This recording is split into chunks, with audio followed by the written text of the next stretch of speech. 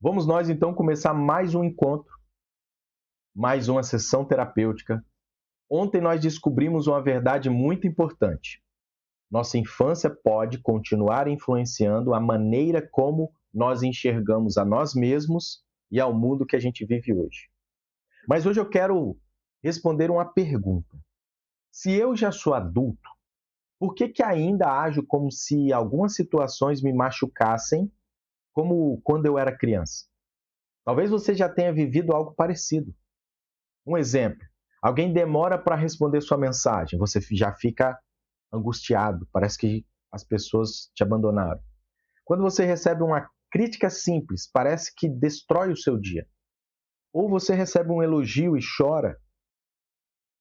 Ou você sente o tempo todo a necessidade de agradar todo mundo. Você tem medo de decepcionar as pessoas. Ou até mesmo reage de uma forma exagerada a pequenas situações. Você olha para isso e pensa: nossa, verdade. Não faz sentido eu reagir assim. Eu cresci. Parece que eu estou agindo como uma criança. E talvez realmente não faça sentido para o adulto que você é hoje, mas pode fazer muito sentido para a criança que um dia você foi, a criança que foi constituída. Quando falamos em criança interior, não estou dizendo para você que dentro de você existe uma criança vivendo aí.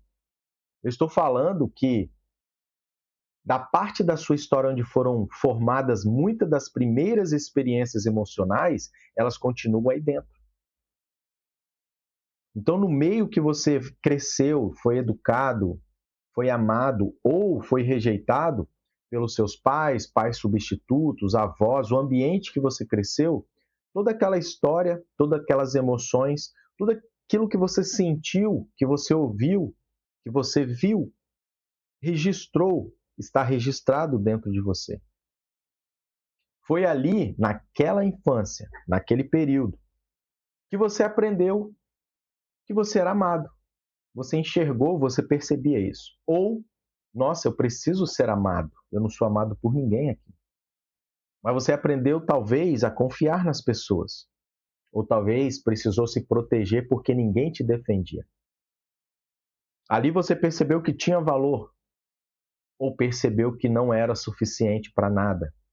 Essas conclusões nem sempre foram conscientes, são todas inconscientes. Uma criança. Muitas foram construídas aos poucos, através das experiências do dia a dia.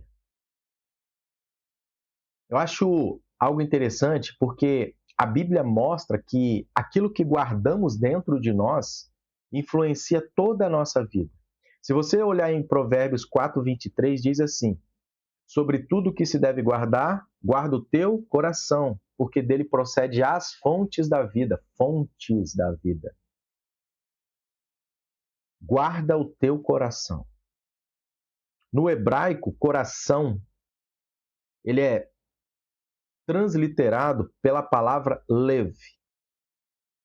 E a palavra lev não representa só emoção. Ela também envolve pensamentos, decisões, desejos, intenções e entendimento.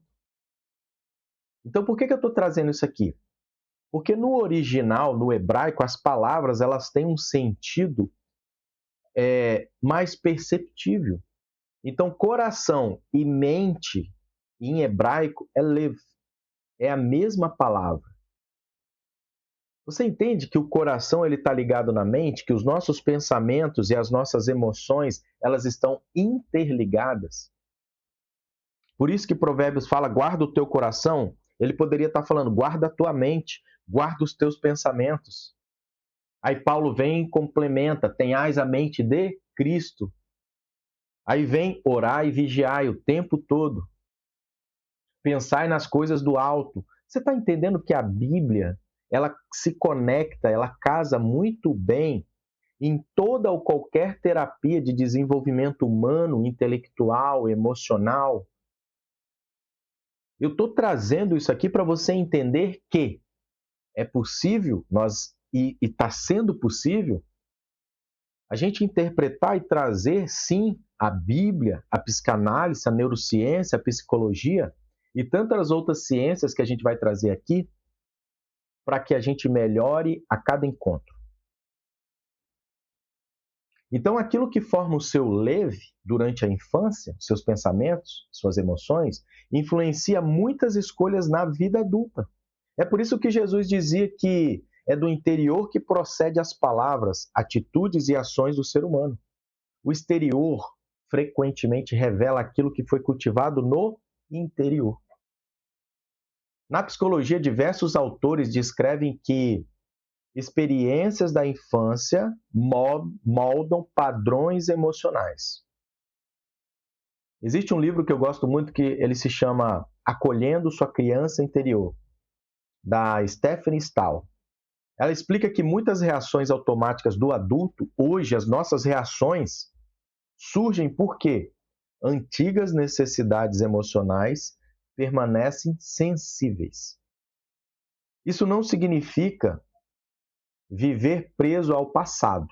Significa reconhecer que algumas experiências do passado continuam influenciando a forma como interpretamos o presente. Quando nós compreendermos isso, temos mais liberdade para responder de forma diferente às adversidades do dia a dia. Agora, como que a gente identifica situações da nossa criança interior? Então, a gente vai falar muito sobre esse termo aqui, esse tema. Talvez algum de vocês já ouviram, já leram sobre isso. Mas quando a gente fala criança interior, é que dentro de nós temos uma criança. Você já deve ter se alegrado, sentido aquele sentimento de nostalgia, quando você ouve uma música, quando você come um doce, quando você acha um brinquedo, quando você encontra um amigo, quando você visita um lugar, que tudo isso fez parte da sua infância. Não dá aquele sentimento gostoso, aquela sensação gostosa? Isso a gente chama de nostalgia. Por que a gente tem esse sentimento, essas lembranças boas? Porque dentro de nós existe uma criança interior que essas coisas fizeram parte da história dela e trazem boas lembranças, boas recordações. Essas coisas, elas marcaram a sua vida de alguma forma. Isso é a parte boa. Existe a parte ruim. Que aí entra os traumas, as crenças limitantes, os pontos cegos, a falta de permissão que a gente tem em algumas coisas na vida. Todo esse entendimento nós vamos entender dentro dessa jornada completa. Cada dia vamos trabalhar um. Agora, preste atenção para a gente identificar a criança interior que tem dentro de nós. Nada mais eficaz do que fazer perguntas. As perguntas que eu vou estar fazendo aqui agora, elas vão de alguma forma te incomodar. Aquelas que te incomodar, elas vão te dar o norte da sua criança interior, aquilo que você viveu, que você traz para os dias atuais. São coisas que existem, mas são inconscientes. Muitas vezes a gente nem lembra o que aconteceu ou quem causou isso em nós, mas aconteceu. Quando alguém te critica, o que você faz? Você reage como adulto? Ou você reage como alguém que se sente que nunca foi suficiente? Você fica incomodado, você tem aquela angústia, aquele sentimento ruim. Por quê? Porque em algum momento na sua infância, você passou por essa situação, talvez você nem lembre, mas quando você passa hoje por essa situação de crítica, conscientemente você se sente mal, mas você não lembra que já passou por isso ou passava muito por isso. Se isso te incomoda, é um assunto que você vai anotar. Eu me incomodo quando as pessoas me criticam. E você vai começar a anotar isso. Quando alguém se afasta de você, eu apenas respeito a pessoa se afastar? Ou eu entro em desespero, eu fico me perguntando por que ela foi embora, por que ela me abandonou, o que eu fiz que eu fiz de errado? E você fica caçando problemas, você fica caçando talvez respostas, você fica se martirizando e talvez não aconteceu nada.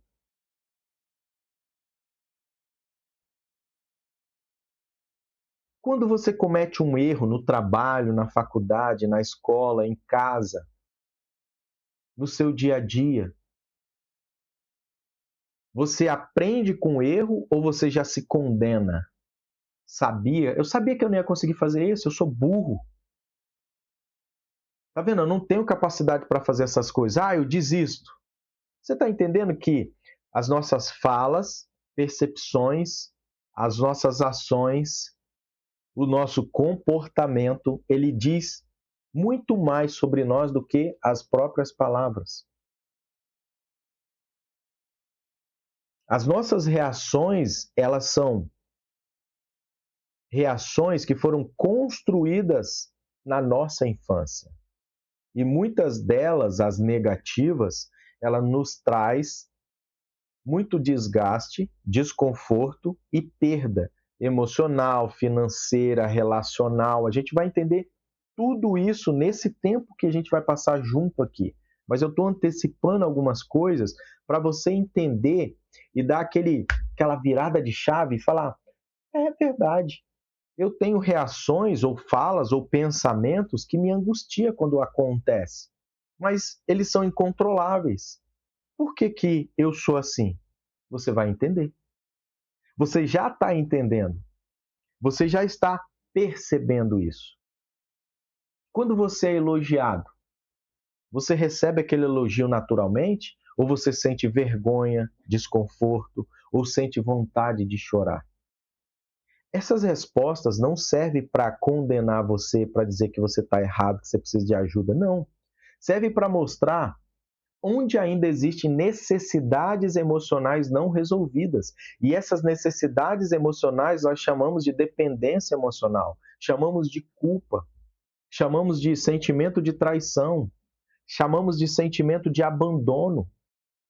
Nós vamos falar sobre cada uma delas, vamos entender, vamos aprofundar, vamos curar tudo isso, as mágoas, os desentendimentos, porque tudo isso vai se transformando num peso e você vai colocando na sua mochila da vida e você vai trazendo, vai passando anos e anos. Isso não cura sozinho, isso não se liberta sozinho, isso não sai de você sozinho. Você precisa de ajuda, alguém para te conduzir, alguém para te ajudar, alguém para instigar você, como eu estou fazendo aqui, para você perceber essas coisas e começar a mudar, começar a transformar isso, ressignificar isso para melhorar a sua vida, os seus relacionamentos, a sua saúde, o seu emocional e a sua vida espiritual.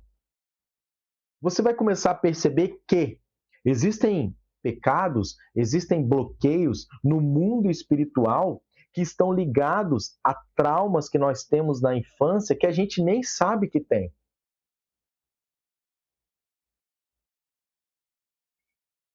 Você sabe muito bem que nós temos que perdoar o nosso irmão.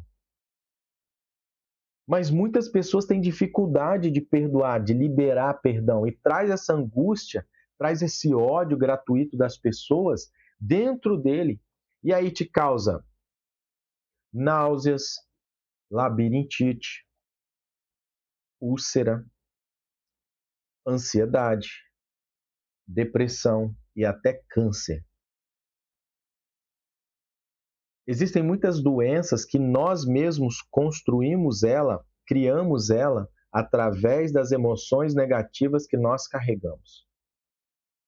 Vai ter algum momento que eu vou falar sobre isso, eu só estou antecipando para você entender. E aí você não entende porque a sua oração é bloqueada, porque você não consegue desenvolver algo espiritual, porque existe um bloqueio, que são leis espirituais, que você precisa perdoar o seu próximo, e aí você tem alguém dentro de você, que você lembra ou não, que não perdoou ainda. E aí a justiça divina, independente do que essa pessoa fez ou não, a Bíblia não fala. Se fez isso, você não precisa perdoar. Se fez isso, você perdoa. Ela fala, perdoa. Eu sei que é Existem situações que é muito difícil, mas nós precisamos treinar o perdão. Porque quando você continua odiando uma pessoa, desejando mal para aquela pessoa, evitando aquela pessoa, quem é que está se contaminando é você. Quando você tem um ódio por alguém, quando você lembra daquela pessoa e deseja mal a ela, toda vez que você lembra dela, você sente um mal-estar e você profere: nossa, que ódio que eu tenho dessa pessoa, que raiva que eu tenho dessa pessoa, que nojo que eu tenho dessa pessoa, que ranço que eu tenho dessa pessoa. É como se você pegasse um copo com veneno e aí, quando esse momento acontece, você faz isso aqui, ó. Vai chegar uma hora que esse veneno vai ser todo tomado e você vai morrer. Quando nós perdoamos uma pessoa, não quer dizer que a gente é obrigado a conviver com ela, mas liberar o perdão, sim. Porque quando você libera o perdão, quem se cura, quem tira das costas o peso é você, não aquela pessoa. Tudo que a gente planta aqui, a gente vai colher. Então, o mal que ela fez para você, ela vai colher ou já colheu de alguma forma. A justiça é divina.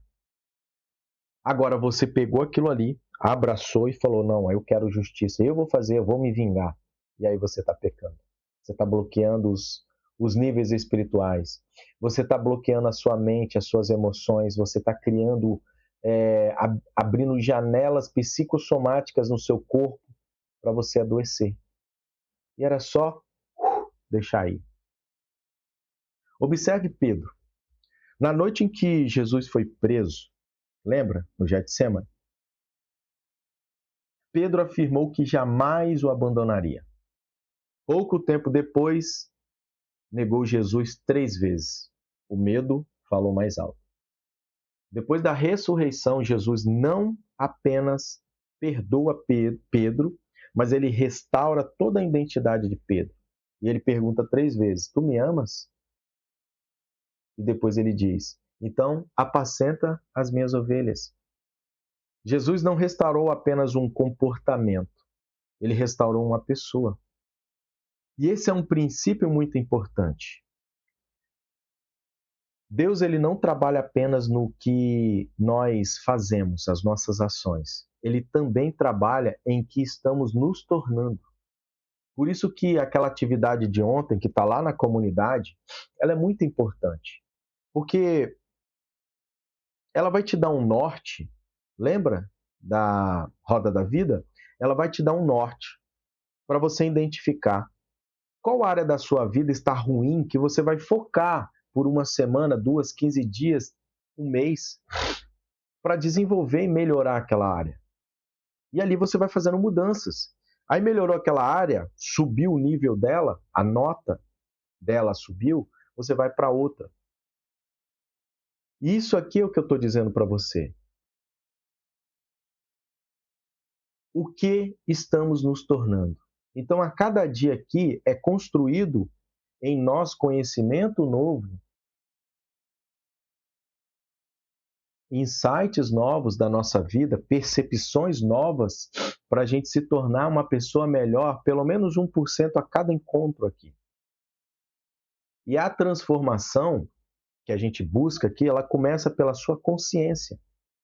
Talvez durante muitos anos você tenha lutado contra sintomas, mas a verdadeira transformação começa quando você identifica a origem das reações. Lembra da primeira aula que eu falei sobre raízes, sobre fruto, sobre árvore? Hoje nós não estamos tentando mudar nada aqui. Hoje nós estamos aprendendo a observar. Porque aquilo que é observado pode ser transformado. Aquilo que permanece escondido continua dirigindo as nossas escolhas. Por isso que eu quero te fazer agora, passar para você uma ferramenta que se chama Linha da Vida Emocional. Você vai pegar uma folha em branco, pode ser de caderno, pode ser de chamex, como essa aqui, e você vai desenhar uma linha nela. Você vai desenhar uma linha e você vai colocar lá no início da linha a data que você nasceu, o ano que você nasceu. E nessa linha, eu vou te mostrar aqui, ó. Você vai colocar aqui o ano que eu nasci, 1983, e aqui nessa linha você vai marcar nela acontecimentos que mais marcaram sua história. Então aqui você está com 1 ano de idade, aconteceu alguma coisa, você vai escrever aqui. Ah, com 5 anos de idade, meus pais se separaram. Você vai anotando, você vai riscando e vai colocando o período, o ano, sem pensar muito, tá? Eu quero que você desenhe a linha da sua vida. Olha, deixa eu colocar aqui para você entender melhor. Cada pontinho, risquinho desse para baixo é o ano e o acontecimento. O que aconteceu nesse ano aqui? Você vai anotar momentos felizes, momentos difíceis, perdas, mudanças, separações, conquistas. Você vai anotar palavras que marcaram você. Ah, as palavras eu lembro, meu pai falando, a minha mãe falando, marcou muito. Palavras boas, palavras ruins, mas eu não lembro o tempo. Ah, eu acho que com 3 anos, aí você vem aqui e coloca 3 anos. Eu ouvia muito meu pai falar que eu era isso, que eu era aquilo, a minha mãe falava isso, meu avô falava isso, a minha avó falava isso. Não questione a ferramenta, só faça. Palavras que marcaram você, situações que nunca você esqueceu. Não tente interpretar nada, apenas registre na sua linha do tempo.